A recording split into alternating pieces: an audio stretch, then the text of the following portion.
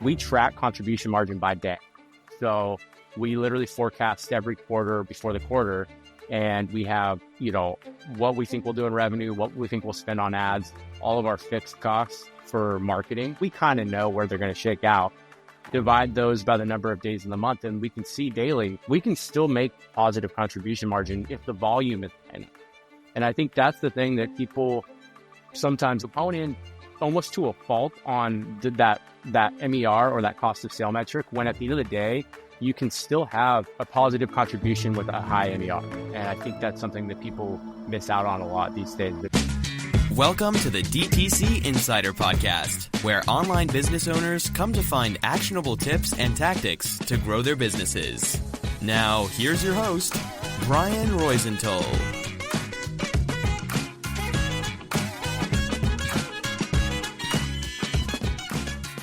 Hey, welcome to another episode of the DTC Insider podcast. I'm Ryan Roisentul, your host, and today I'm super excited to have Ryan Beltran, co-founder of Original Grain, here on the show. Ryan and his brother Andrew launched the brand back in 2013. That's a long time ago, with a highly successful Kickstarter campaign that raised over $500,000. And since then, they've grown Original Grain into a unique watch brand known for its quality, sustainability, craftsmanship, selling over 500,000 watches since then. In addition to reaching their 10-year anniversary, they planted 700,000 trees. That's a lot of trees as well. Partnered with iconic brands like Jack Daniels and the New York Yankees. Sorry, that's a tough word for me. We'll dig into their approach to acquisition, retention, partnerships, and many more interesting topics. Hey, Ryan, thanks for being on the show. Thanks, Brian. Yeah, appreciate that. That's a heck of an intro. I love that. That was great. Yeah, my pleasure. So why don't you start by introducing yourself and company? Yeah, I mean, like you said, we've been at this thing since 2013. That's when we got our initial launch via Kickstarter. That's a pretty unique story in terms of how we got started. But we've built the brand over the last decade, like you were saying, really selling unique watches and other accessories, but mainly watches with unique and reclaimed materials like whiskey barrels, guitar wood. We did a thing with the Yankees where we used old 1923 stadium chairs and told that whole story. And so we've really built the brand on that, on the back of just telling a cool story. One of our taglines was, "It's more than a timepiece; it's a piece of time." And that's really what we're trying to tap into. Is just affinity for materials, whether that's whiskey or sports or guitars or things like that. And we've kind of built the brand that way. Amazing. Yeah. So I've been reading about your story and even watched the video you have on your website. And yeah, you can really connect with the brand, the mission, and everything you do. So that's amazing. So let's talk about one thing. You don't stay in business unless you do one or two things right. And you have seen a lot of things, because e-commerce in the last 10 years probably suffered a big transformation, like technical, from the technical aspect, from, the advertising platforms, the good old Meta days, so how do you see that evolved? We have had a recent conversation about this with Neil Goyal, and I have posted about this on my newsletter and on social media as well, that, commerce today is not what it was 10 years ago and 5 years ago, even 2 years ago. So if you can go back for a minute, what can you say that you saw as the evolution of e-commerce from your company birth?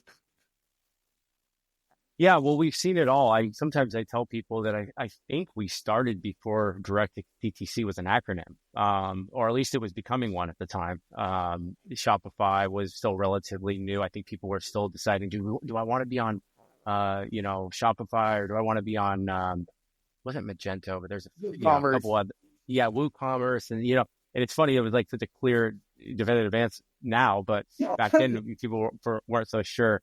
And I think what we all say, anyone who was in that era, that from 2010 to 2016, 17, is like, we wish we would have spent more money because The ROAS was 5+, and in-platform metrics were through the roof. And I remember flipping on our first ads like in 2014, and just e-com, they're like basically that DPA ads essentially is what they were.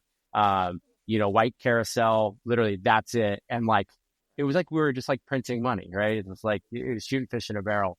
But one thing I like to say is the golden rule of business is to stay in business, because it's cyclical in nature. We've had tough times over the years, in particular with COVID. Like we weren't a brand or a product category, watches, that benefited from people sitting at home and working from home. Like those people weren't investing in watches, in particular fashion watches. Now I know the luxury end of the market for watches and timepieces exploded, right? And people were buying APs for 30,000 and flipping them for 60 or more, like within a week. I'm not talking about that. The $200 to $600 price point for watches it was a tough hit. And so we had to weather that storm. And we had some learnings coming out of that. I think we were a little conservative at times. We've learned a lot about just the ebb and flow of the funny thing too is we're still spending 85% of our budget on Meta. From a marketing channel perspective, things haven't really changed that much. I know we all like to talk about, the TikTok shop, and, I know YouTube's rolling out their platform and everything is happening in platform these days, but, everyone I talk to is still spending most of their budget on Meta. 100%. Yeah. Everyone is like the number one platform. It's probably, as you said, 70-80% of their, or even more, their budget is on Meta. I dare to say that probably Google was stronger then. Like we started as a Facebook ads agency back in 2013, same year as you. And it was the right ad channel, the right side ads. I think there wasn't any feed ads back It's like then. a right-hand rail or whatever. Yeah. It's like, yeah. There wasn't any Instagram, I believe, or Instagram was not as much as Facebook. Facebook was the thing, right? Not even stories, like Instagram stories, reels, nothing like that, right? It was pretty simple. You could trust, as you said, the metrics in metrics, and there wasn't any other complication. But and it's, as you said, it was a money printing machine. But then things changed, and I think I want to know your take on this, that brands that struggled the most during the pandemic, or after let's say the halo effect that the pandemic created, were the brands that didn't pay attention to building the fundamentals, like building a brand, understanding whether there was a true product market fit, whether they had real customers or not. And probably it was because they didn't need that then, or they thought they didn't need that, but they struggled. They struggled then. Yeah. So what do you think? Yeah, for sure. I mean, there were. I mean, I know a lot of CPG brands in particular thrived, throughout at-home fitness, and beauty, and a lot of these brands, and they're still doing well. But it was just a different. That COVID era was interesting, we had to kind of hunker down. We actually we ended up having to reduce a little bit of headcount and just get super focused and back to fundamentals. And to be honest, it was a bit of a blessing in disguise, because we're actually having a really, really good year. Last couple of years, we've been able to kind of increase ad spend, 50, 60%, last couple of years, year over year. And we haven't lost a lot of efficiency, which is, when you're increasing your ad spend by that much year over year, you'll usually lose a little bit of that efficiency from on your MER. We haven't seen that. And I think it is a testament to, how long we've been around and having a really strong base. We've got a really engaged newsletter, decent sized SMS list that we're able to go back to the well on and help kind of establish that baseline for us in terms of revenue. But we've also just really understand our unit economics now too. I mean, that's one of the things we got really, really honed in the last couple of years. I've worked with my head of marketing, Nate. We track contribution margin by day. So we literally forecast every quarter before the quarter, and we have, what we think we'll do in revenue, what we think we'll spend on ads, all of our fixed costs for marketing. So whether that's Klaviyo and Postscript, some of those are estimates, right? But we kind of know where they're going to shake out. Divide those by the number of days in the month, and we can see daily, well, even if efficiency is, at, let's say we have a 50% MER, we can still make positive contribution margin if the volume is high enough. And I think that's the thing that people sometimes, and I was guilty of this too, you hone in almost to a fault on that MER or that cost of sale metric, when at the end of the day, you can still have a positive contribution with a high MER. And I think that's something that people miss out on a lot these days. They're not focused on contribution margin, which is that is the metric that we should care about. And why do you think they are focused on that and not on what matters? Because I think efficiency becomes the thing that I was the same way. I'm like, oh, I want my efficiency to be at 35%. Like that's, based on our margins.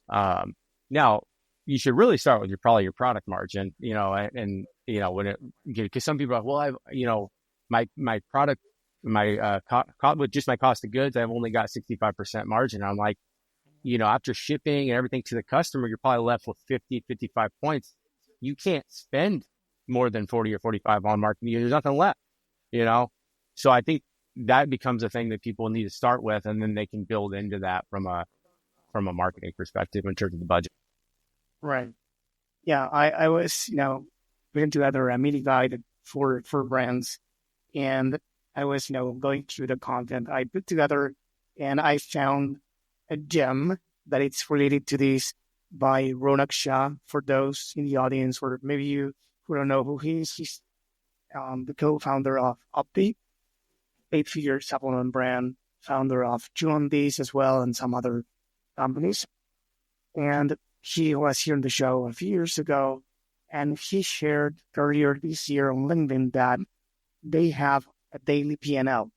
Now they don't call it like a daily P&L, but it's something like that. And it's a WhatsApp message that they generate a few things automatically, and some others the CFO fills them out, and it's sent to a group they have for a few people in the company every single day. And people, including myself, we started asking him, if that turned into something you ignore every single day because you get used to that, or if they pay attention to some, red flags. And he was answering that, they monitor, out of those, 20 metrics that they receive in that message, they monitor, 3 of them. And if one of those 3 is at X value, well, they check the rest, and there could be a red flag right there. And the positive thing is they address that thing. That's something that probably most brands don't have, that day-to-day track that they should have. The day-to-day tracking, I think, is like Nate and I talk about this, my head of marketing. He, one of our biggest unlocks, I think, has been, aside from, like doing all the tactical things you need to do, from content to ad account structure to on-site conversion rate optimization and testing. We do a lot of price testing with Intelligence. Shout out to Drew over at Intelligence. I know that I would actually recommend that for anybody, just in terms of, doing price testing and on-site A/B split testing. But, that day-to-day tracking, it gives you such visibility into daily performance without, and I do believe, without distracting you or making you want to make knee-jerk decisions. Actually created the opposite effects for me, where before, when I would see, oh shit, MER is at 55%, we need to cut budget, or maybe we have 2 or 3 days of that. Well, if with enough volume, and that, based on our unit economics from a margin perspective, we can actually still make money at that efficiency, which in a lot of worlds is bad, right? You're up over 50% in marketing. Now, we don't want to be there between now and Christmas, right? It's going to get a lot more efficient than that. But throughout the year, we're pretty seasonal, with Father's Day and Christmas being, 2 of our biggest peaks. I think a lot of brands those are their 2 peaks, but for us, for sure, we're a highly giftable item. We flipped about 70% female over the next 60 days, or I guess really 45 days now. now that we're in the throes of the holiday season. But yeah, again, I think that daily tracking is critical. And we just go in every day and fill it out, and it just gives you visibility. And it's for women because they give the product to their significant other. Yeah, their husband. What's cool, and it's helped a little bit from a repeat perspective for us with LTV. That's been challenging, candidly, for us in watches. It's not something that you consume, right? So you're not having to replenish it. However, we find is women will come back and buy for their brother or their son or their or whoever else in their life. Maybe they bought it for their husband first, but now they're going to buy it for their son. And then that sometimes helps us. We skew a little older, which, is a great demographic, that 35 to 50-year-old female. I was asking because you said that with such a confidence that, of course, after 10 years, that, what's happening in your business. That it's mainly men. I'm just making it up, right? But let's say it's mainly men, but then it flips over women in this time of the year. And many businesses might be experiencing the same, but they have no idea. How did you learn about this? Because, it's easy to see a lot of orders coming in on Shopify, but it's as easy to get lost in that, amount of data and don't see the pattern, right? Yeah, so there's been two key measures. I want to say we have so much year-over-year data, which is also an unlock, right? Like that data starts to become more and more valuable. You have more data points, different ways to kind of scrutinize the business and look at your individual SKU forecast. But from a gender perspective, I want to say the original way we looked at it was, I think way back when we just literally were looking at the names of the orders. They just saying, this is all women, right? It's all the names are women. But then Klaviyo, I think, has a way where you can export that list and they'll actually kind of auto-generate what they think based on name. And that was a big one. But also, more recently, in the last couple of years, we just look at where Facebook's serving those ads from a gender perspective, because you can do that breakout, right, in Ads Manager. And it's like 80% of the ads they're serving are to women during this time of year. That's great. So 10 years means as well, 10 Black Fridays, 10 Christmas. So what were some of the top mistakes that you have made that you remember, of course? Yeah, one of the biggest mistakes we've made is over-investing in unproven styles and SKUs. As one of the founders with my brother, which I guess we didn't talk about him too much yet, but my brother Andrew, it's easy to get excited, right, about something new. It's something you just know is going to perform. And what I've learned is I'm usually wrong, of course, and that at the end of the day, what sells and what works. So that would be like my biggest piece of advice for people is like, if you just double down on, I think the IQ bar guy, is it Neil? I think Will, yeah, over at he was talking about that, right? Like, do some LTOs, do some stuff. We'll do a little bit of that. But we know like our top selling watches throughout the year and from last year and through Q1 and Q2. So doubling down on those would be, and not trying to buy into stuff that's unproven. I think that Q4 is not the time of the year to improvise and test this stuff. It's more about doubling down on what that works. Yeah, staying disciplined is tough. But yeah, we've also like one thing we've tried to do recently ahead of both Father's Day and Christmas is leading up to those months where we're trying to kind of scale up our ad spend and maybe take some worse efficiency. What we'll do is we'll launch new products to create hype, but also to sell those to our base early. And what that helps is our global, business. Just yes, maybe you're covering up a little bit of inefficiency on the ad account side with sales to past purchasers, but it's helping you like globally speaking, kind of fill the funnel and invest in that top of funnel. And so that's what we've been strategically doing, is kind of dropping new product in there, like in October and in April and May, and then just as we scale up for those big peak moments. Yeah, 100%. We've been discussing this with some other people as well. And it's pretty key. Q4, Black Friday, Cyber Monday, holiday, whatever, it shouldn't be only about discounts. Sure, people are expecting discounts and we should probably, unless you're against them, give them discounts. Some brands don't do discounts, and that's okay. But there are some other things that they can do. For example, what you said, new product releases, early access to some things for VIP or all customers, so they can feel valued as well and don't feel that you're after new customers only. So there are many things that you can use that time of the year to grow your email list. So to create hype before the action, let's say, starts, you can use it to probably develop new channels. I don't know. Let's say you build an app. So probably it's a great time of the year to do that and say, hey, we have new app, early access only, extra discount only because everyone is looking for more discount. Well, you're looking for more downloads, so probably it's a win-win, right? So, I don't know. Yeah, 100%. We don't have our own app. I know Tapcart, and then is it Fuego? Is the other big one now? I think that has. I know Tapcart. I don't know the other one you mentioned, but regardless of the platform, I think that you were talking about the difference between when you started and now with regards to the channels that work to acquire customers.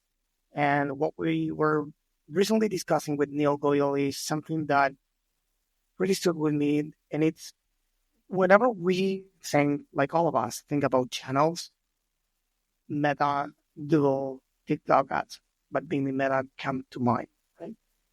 But then when we think about some other channels, such as an app or others, like you mentioned the newsletter, right? It's not like the most common channel, but it serves you to build a community, to tell a story, to get feedback, to whatever, to keep people engaged, to add value, to educate. So those are channels that, of course, those are not channels that you will invest one and get 2 or 3 out of them straightforward, but probably are channels in which you can tap into audiences that otherwise, you couldn't have found. But because people these days, I think that there's a decentralization today, if that's a word in English. Otherwise, I'll make it up. But everything is more decentralized. Like, I don't know. I was posting about this recently as well. That is, I've gotten a few prospects for my agency from ChatGPT. They found me through ChatGPT, and I was like, "What?" I know my wife doesn't search on Google; she uses Instagram. Well, people these days might use TikTok. Some people ChatGPT. So, like TikTok entered the search ads, competition race recently as well. So it's not longer Google. Google doesn't want to fall behind. So what did they do? You can see that already. You type in search query, and even before you press enter, you might get answer if it's something simple. And otherwise, whenever you land on Google after you type in the search query, you see some paragraphs, with the AI answer before you click on the links. Because guess what? Clicking on links already feels a little bit old if tools like ChatGPT give you the answer. Jimmy King, we were talking about him offline as well before he record. Jimmy King, at the Awesome Pod, he said something similar, but different at the same time. Hey, a few years from now, people are going to be watching Netflix, for example, and then they're going to say, oh, I want that t-shirt. I want that watch. And they're going to want to buy without interrupting their experience. Going to a website and buy will feel probably strange, slow, odd, whatever, right? So things are changing a lot. So channels we don't value so much these days probably will become more valuable in the future. Yeah, no, I think it's a good point. We've looked at diversifying, because, and like we talked about, everyone I talk to, it talks about diversifying. But then when I actually have a conversation, almost like behind closed doors, like, hey, where are you guys actually spending? It's still majority Meta. I do think certain channels lend themselves to certain products a bit better than, like, for us, example, $300 AOV. Not quite an impulse buy by any means. So TikTok Shop has not been a channel that's worked very well for us. I've spoken to a few agencies. It sounds like you guys are now getting involved with TikTok Shop. That have also echoed that and said, hey, yeah, it is a little harder, when you're when you're above $100 AOV. But I still don't know that means it can't work. I think it can. It's about finding that sweet spot there, across the channel. For TikTok ads, from my experience at the agency, I can tell you that I don't want to be generalistic and say it works, because it's the same as everything else. Like, we cannot say it works or it doesn't, just in a generic way. But we have found success with high, AOV, let's say $700 and $1,000 products, like, let's say, auto parts. It's not something fancy, or like intercoolers or those kind of stuff. And it sells pretty well with ads. I don't know, on the shop. One of the brands that we enrolled 6 brands in the 60-day program we're doing with TikTok Shop. One of them sells. It's like a fitness machine that fits like in your backpack. It's pretty cool. It was featured by Shaq and Shark Tank as well, and medical stuff. But it's a higher price point, like $700, and we are getting sorted. We don't know, but with ads, I can tell you, yes, we saw it firsthand with a few brands that it works. I don't know in a generic way, but there's an audience. And to the previous about something I wanted to add to my previous point. Whenever we think about new channels, we think about ads channels, but it's not always ads channels. For instance, I know that you have built partnerships, as I said in the intro, with Jack Daniels and the New York Yankees. So those things are new revenue streams that you didn't have. The same with leveraging, I don't know, affiliates, right? Sure. Or influencers. So talking about that, let's say Jack Daniels, since I mentioned that, how did you plan that? How did it happen? And how is that going? How did it go? Yeah, partnerships we kind of fell into that back in 2015 or 2016 with both a whiskey partner and then Major League Baseball, where we actually were at a trade show, and I should talk about retail at some point. We're not currently in retail, although I think it's a good place for us to be as we kind of continue to grow.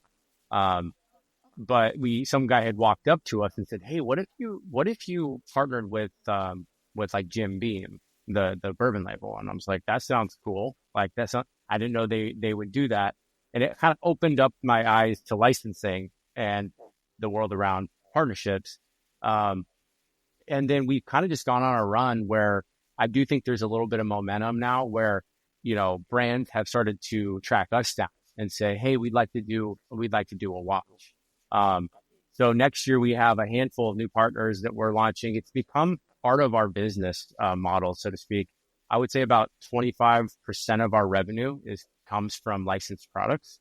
I'm trying to keep that not too high. I don't want to over-index in licensing just because, you don't want to get the rug pulled out from underneath you. But one thing that's been great with partnerships and licensing is that we're able to tap into their customer base and the super fans of those brands. Jack Daniels obviously being, I think they're in the top 75 most iconic brands like in the world. And so we've been able to, that's been a home run for us. And we do it in a way where we try and keep it, we're not just trying to slap a logo on the product and call it a day. We're trying to do it in a kind of discerning, classy way. Again, we're in the watch category, so although they're not super expensive, $300, $400, $500 is still a good amount of money for a lot of people. And so those have been good. They're all royalty deals, so anywhere between 7 and 10% of the revenue is what we end up having to pay. And we do get some marketing support from them, which is great. In addition to just being able to leverage their IP. So, whether that's whitelisting access, not all the brands will do it, but we always push for that. That's always a huge opportunity for us to be able to run ads from that handle. Like with Bob Marley, for example, I think those ads have 35,000 likes on them, and we haven't spent absurd, but we all know what that social proof will do for your click-through rate, your cost per click. And then even if someone doesn't buy a Bob Marley watch, they're still clicking through to your site, right? Which just helps the overall ecosystem. So there's a lot of benefits that we get from the partnerships outside of just selling them to their base. Yeah, Exactly. So I was putting together, this guy that I mentioned a few minutes ago with the common, things I see from every brand. I interviewed the pod, and I worked at the agency recently. And one of the things that I say in that mini guide is that, you know, everything I noticed, like, it's not about tricks or tactics. It's about doing the basic stuff, the fundamentals of our business. right. And I think that some brands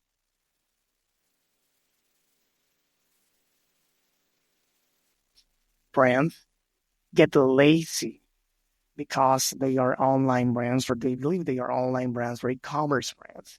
When in reality, I'm saying e-commerce between quotes because I know recently there was a debate between e-commerce or commerce, removing the E from e-commerce. And it's because, when you don't have an e-commerce, let's say you have a brick and mortar store, if you need to get the customers, what do you do? Do you wait for people to get into the store, or do you go and hand out flyers? You look for, to partner up with some local stores or some, companies out there so you can spread the word.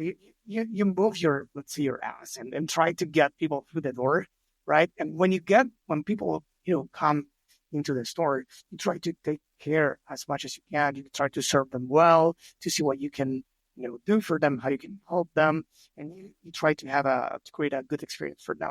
And when it comes to e-commerce, it looks like it's all about the same. Hey, ads work or ads don't work. That's it. And you said that 25% of your business is partnerships, and I believe licensing, right? So Licensing, yeah. something for, and again, you've been in business for 10 years. So I think that if you're listening to this or watching this, take note of this, because what percentage are you, let's say, online? The remaining percentage, or Pretty much all of it is direct to consumer through our website. We virtually have no Amazon as well, which is maybe a story for another day. I know a lot of the people you've interviewed in the CPG space, Amazon is a big pillar of the business.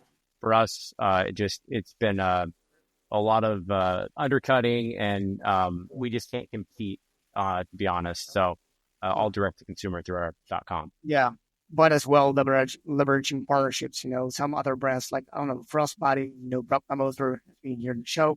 Another 8-figure brand, great brand as well. And Yep. The company has been doing partnerships, licensing all over the place with universities and many other, I think, football clubs and like many things, because that's what this is about. It's doing business and doing things outside the ads as well. Yeah. I think we all get kind of, like hyper focused on the ad accounts and the metrics. And, at the end of the day, like that can only get you so far. And I do think you can build a mid 7-figure, maybe low 8-figure business doing that. But I think if you want longevity and you want to stay around, I think building brand, however you define that, through maybe activations in real life, or which is something we're, now investing in, doing these partnerships, things that require a bit more work than just creating a piece of, creative or content that you can flip on your Facebook ad account. And again, those things, we're doing all those things relentlessly. I mean, it's every week, there's constant iteration of ads. I mean, we have our Facebook on Wednesdays, actually, in an hour from now. We're going to look at all the ads. I'm not as involved as I once was, but I still look at them weekly, and we all kind of brainstorm, and that's never going to go away. But I think, to your point, investing in these moments where you're building community and you're building brand, and that's one of the things we're going to try and do next year with these partnerships is how can we show up and be part of the culture, right? And have real conversations with people. And again, you're not going to see a direct ROI that day from that, right? And I think that's why it can be a bit scary for all of us e-com nerds is that we want to see the metrics. We want to see, we want to be able to see the hard data to support the decision. It's true. In the end, I think that you see all that halo effect into the ads performance, right? Because when you this partnership? Like you position yourself as a leader in the space or as anything you want to position at. So you see the results in the ads. Of course, it's tough to measure many times, but of course, there are some partial metrics that brands can find that it's not 100% related to sales. You if you host an event or do something, you can get a big email list out of that, and then of course nurture them with a special deal and then track that. So there are many diversified things that you can do. But again, if that's is what worked for you, that's amazing. But I wanted to say that at least my take is that they work so well for you because of all things that you do. And maybe for another brand, it doesn't work the same because there are plenty of watch brands, apparel and fashion brands, etc. Right? Even if you are different and you have different mission, etc., in the customer's eyes, there are plenty of brands in each category. But why you and not the other one? Well, here you go. You go the extra mile, and probably they don't. Yeah. I was having a conversation with someone recently. I think it was one of the co-founders at Chubby, actually. And he was telling me, he's like, 95, if not 99% of the people who see your ads today are not going to be in the market for a watch. He used some crazy analogy, like you couldn't sell them $100,000 watch for $100 because they don't want to watch. I'm sure they would take it, but his point was well taken for me. And it's how do you create, even through some of your more DR paid media efforts, how do you create something memorable from a content perspective that sticks with that person so that when they are ready, they'll think of you. Yeah. And I do think that's also where some of the inefficiency of your ad spend comes into play too, where if your metrics are working out and you can be on the year, right? Filling the funnel is something that I think a lot of marketers like to lean on when they just have bad efficiency. But I do think, if you're measuring that stuff globally speaking daily and quarterly and yearly, and as long as that nets out into a place where you're making money, yeah, I think it's all part of the formula. Yeah, talking about content, I've heard many brands I spoke with at least recently. I'm talking about 7, 8, and even 9-figure brands that they are doing long form content. In this case, let's say mainly YouTube, right? But are you doing any of that? So you said YouTube? YouTube, yeah. Sorry. Yeah. We're doing a little bit of advertising, like pre-roll.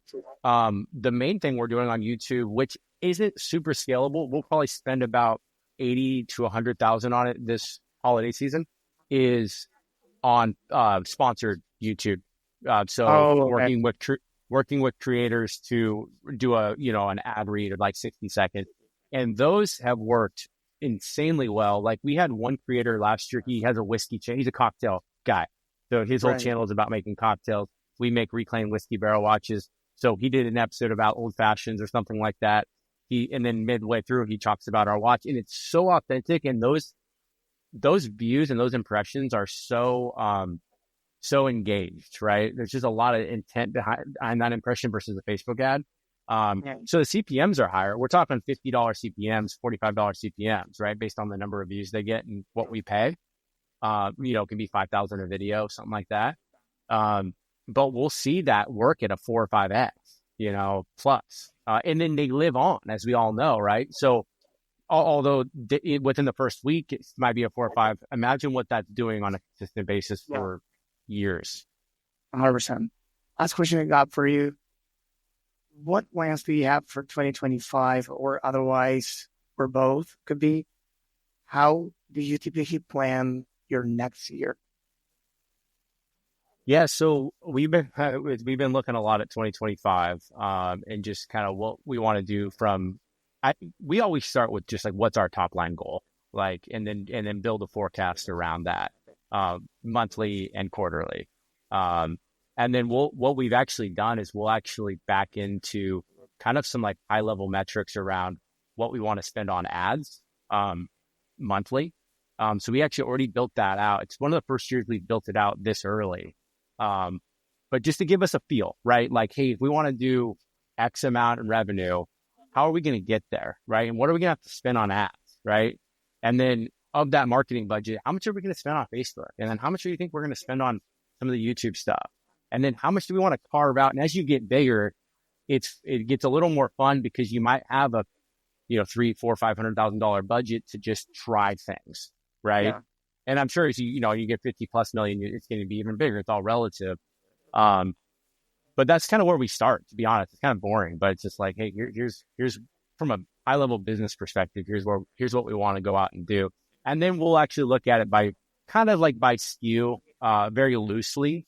And then, you got to plug in the holes with some of the new products, right? So we want everything to roll up to whatever that number is. Most of it's going to be in we call them top dogs, our A SKUs, which is probably 10 or 15 styles. We sell about 80 different watches right now on the site.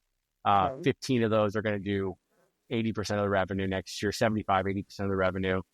And then finding, for us next year, I think it's about doubling down on those partnerships we were talking about and finding opportunities to do stuff that creates, it's such a buzzword right now, but creates community with our customers in real life, but also allows us to create content. And I think that's the thing we've been talking a lot about lately is how do we create organic content that people want to watch and we can put out on our Instagram, because the days of just taking a beautiful photo of a watch or whatever your product is and putting that on Instagram are over.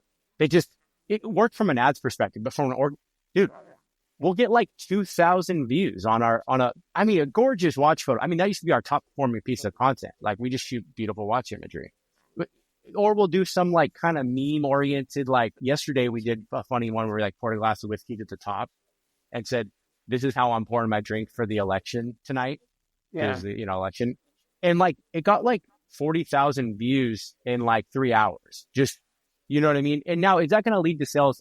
It's debatable, but anyway, just kind of figuring out different ways to leverage moments to create content that we can put on organic, that's free, that drives impressions, that ultimately leads to awareness. Yeah, I know we are almost on time, but I wanted to add something because it's really important for probably for you, but for everyone, listening to this as well. And it's mainly the importance of commitment to content creation from a founder's standpoint, right? Not every founder wants to get out there and record content for different reasons, being shy or whatever. Yep. And that's cool. But there are plenty of good reasons to do it. And again, I've talked to, 8, 9-figure companies, founders, and they always say, I will wake up today and see what high level task I can do for my company. And that's recording TikToks or Reels. So the founders of 8-figure companies are doing that.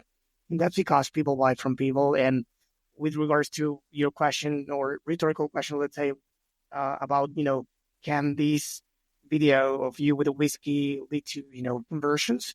Well, of course, because it's not direct from that video. But of course, people see that video, they check out the page, or they've been following you for a while, and they say, hey, I like this guy. It's funny, or it's fun, it's a point, or whatever they feel that point. Yeah. And it's what they needed to buy. Or it's just a reminder, right? So yeah. It's, it links you to something else they love, let's say whiskey, right? So it's always a good thing, and it's way better being on camera talking about watch stuff and boring stuff that it's like sometimes could work, and there's a place and time for that. But most of the times, like I interview another founder. I don't know if you know the brand Little Saints. They were recently featured on Shark Tank, like the first episode of the 16th season a few weeks ago, and one of the founders, the two of them actually dress as, they sell mushroom-based cocktails. Both of them dress as mushrooms, and they said, I don't care if I look like an idiot. I love doing this because people love when I do this. So they dress as, let's say, Reishi, Damiana, or etc. And they start dancing and doing some different stuff on TikTok and different platforms. And they are doing pretty well, right? And again, the two founders, according to TikTok, and wearing costumes as mushrooms, right? Yeah. If I were to start a brand today, that's where it's documentation of the story in the journey and the struggles. And it's hard to get in that mindset as a brand that started 10 years. Candidly speaking, I struggle with that daily. And it's partially because I'm maybe a little shy, but partially because it's not what we've done. That's not how we started. It's very ad oriented. So I hear you on that 100%. Well, with BattleBox, for example, John Roman, CEO at BattleBox, being here on the pod, and they hired a creator, and that creator eventually turns into a full-time creator, the long beard guy in the videos, and they do just fine. They don't want to be in front of the camera, so they hire someone to do that, and now they have a full team of in-house creators, and that guy is still the main one. So yeah, there's a lot of things. So I want to be respectful of your time. I know we are almost on time, so I wanted to ask you before you go, if you have a book to share with the audience by any chance, because we put together a list of books mentioned here on the show every single year. Yeah, I'll throw out 2 non-tactical, more inspirational books that for some reason still stick with me. The first is Shoe Dog with the Nike story. It's a bit cliche, but I think really emphasizes the importance of kind of not giving up and like staying in business, because opportunities will present themselves. And I think I'm starting to feel that a little bit now. We haven't been around for 50 years, but now going on almost 11 or 12 years in April, you kind of see the ebbs and flows of just the journey and resiliency and how that compounding effect of that.